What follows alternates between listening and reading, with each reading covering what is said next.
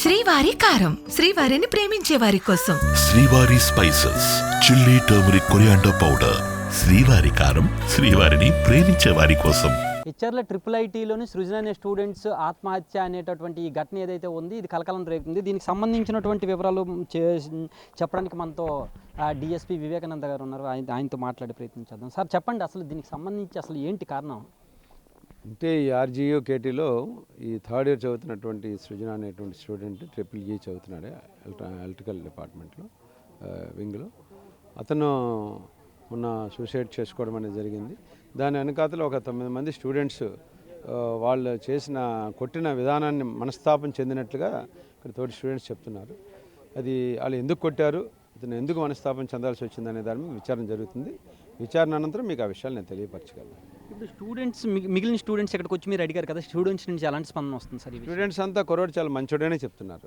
Not only bye and girl students కూడా కుర్రోడు చాలా మంచోడు, హైయెస్ట్ మార్కులు వచ్చినాయి, 595 మార్కులు వచ్చిన కుర్రోడు, కామ్గా ఉంటాడు అందరితోటి అని చెప్తున్నారు.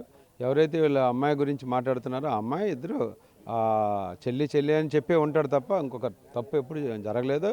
ఆ అమ్మాయి ఎప్పుడు కూడా ఆ మాట కూడా ఇంతవరకు అనలేదనే చెప్తున్నారు.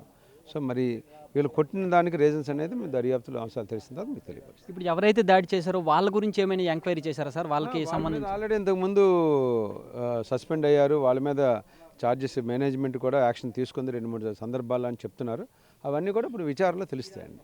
ఒకవేళ వాళ్ళు నిజంగానే దాడి చేశారు, దానివల్లనే చనిపోయడం తెలిస్తే ఎలాంటి యాక్షన్ తీసుకునే అవకాశం ఉంది? తప్పకుండా ఉంటుందండి. ఎందుకంటే ఆయన ఈ చనిపోవడానికి కారణమైన ప్రతి వ్యక్తి మీద చట్టపరంగా చర్యలు తీసుకోవడం జరుగుతుందండి.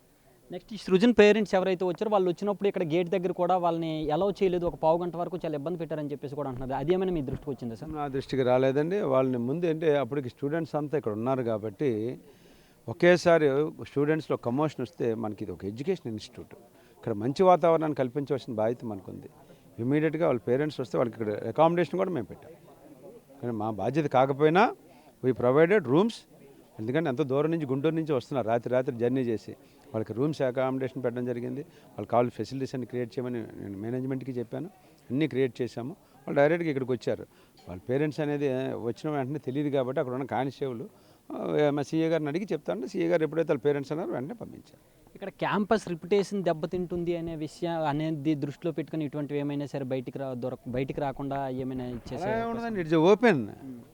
ఏమండి ఇక్కడ 2-3 వేల మంది స్టూడెంట్స్ ఉన్న చోట్ల సీక్రెట్ ఎందుకు ఉంటుందండి? ఏముండదు.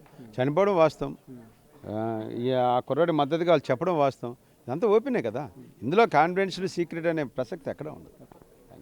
అది చూస్తున్నారు కదా, ఈ కేసుకు సంబంధించినటువంటి వివరాలన్నీ కూడా ఇప్పటికే మేము సేకరిస్తూ ఉన్నాం. స్టూడెంట్స్ అందరూ కూడా సృజన్కి సపోర్ట్గానే మాట్లాడుతున్నారు. దాడి చేసింది అనేది ఇప్పటివరకు అయితే వాస్తవం అనే విధంగానే ఉంది అని చెప్పేసి కూడా డిఎస్పీ గారు చెప్తున్నటువంటి పరిస్థితి. కెమెరామెన్ నాగరాజ్తో షణ్ముఖ్, బిగ్ టీవీ, శ్రీకాకుళం నుంచి.